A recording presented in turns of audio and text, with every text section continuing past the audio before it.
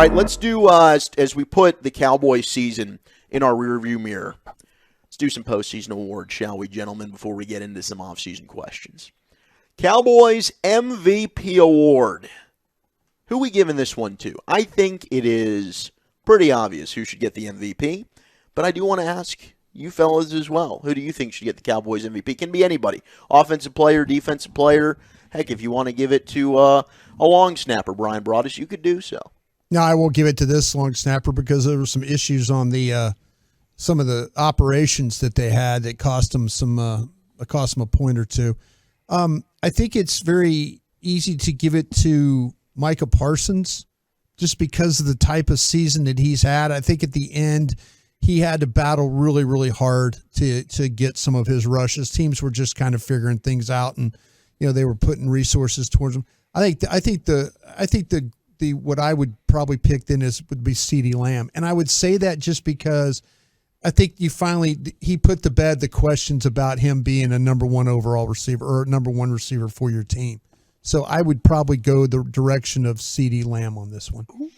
Yeah, I was trying to think of alternates. It's obviously Micah Parsons. He's the MVP of the team. I would also throw, my an idea out there. Most important position in all of sport. Guy had an 800 winning percentage there. Cooper Rush. Oh, hey, he did keep the season afloat, Gavin, so I don't think that's a terrible nomination either. MVP will indeed go to Micah Parsons. He's not only a contender for Defensive Player of the Year, it's pretty widely thought that he's going to be the runner-up to Nick Bosa, but the guy's the best player on the team, and he should be your MVP for this year. Offensive Player of the Year award. We've got a vote for CeeDee Lamb already for MVP. Would he also be the Offensive Player of the Year then? Kind of feel like that's the direction that you would want to go there. I think Tony Pollard played really, really well for you down the stretch. If you want a dark horse guy, and I don't know what other categories you have here, but I'll tell you.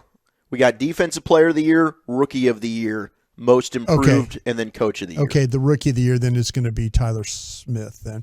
Okay, right. Because I was going to mention him for the MVP because unless you want to go bland. Well, yeah, that could very well be. The thing I would say is it's Pollard, and it's a shame that they figured out in year 4 of his Dallas Cowboys career of all the things that he can do.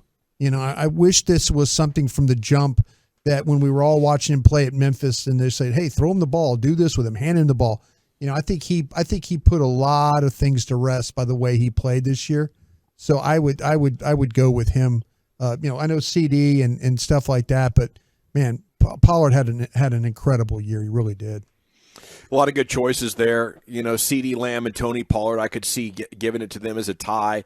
I could see giving it to Dak, even though he had the interceptions.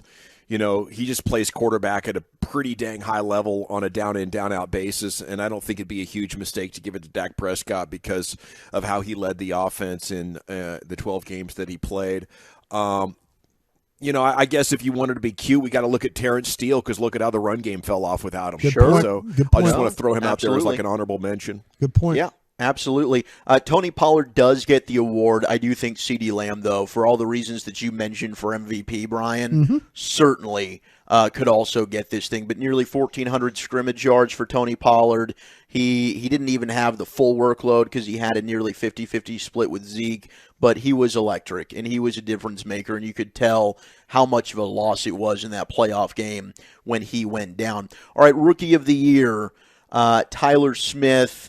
Certainly, I think it really comes down to him or DaRon Bland. And I'll tell you, I'd throw this out.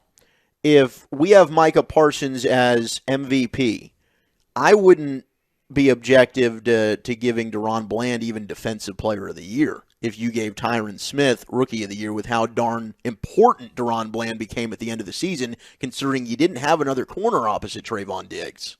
I think that a couple of those rookies really stepped up, and there was so much really worry going into the Tampa game, the first Tampa game to start the season. Here's Tyler Smith, and he's battling McGovern for the left guard, and you're thinking, are they going to start McGovern?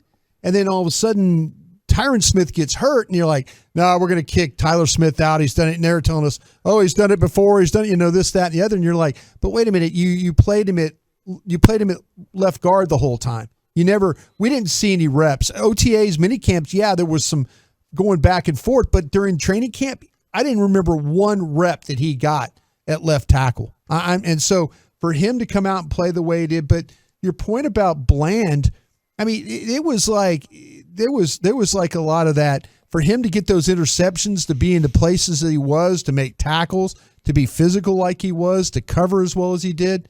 It made you forget having Kelvin Joseph on this team. Because if you didn't have, it got down to they played Kelvin Joseph and he wasn't good enough. And then Bland steps in, you're like, okay, maybe this thing will be all right if you play Diggs on one side, Bland on the other. If you draft another one, maybe you get a little bit better there as well.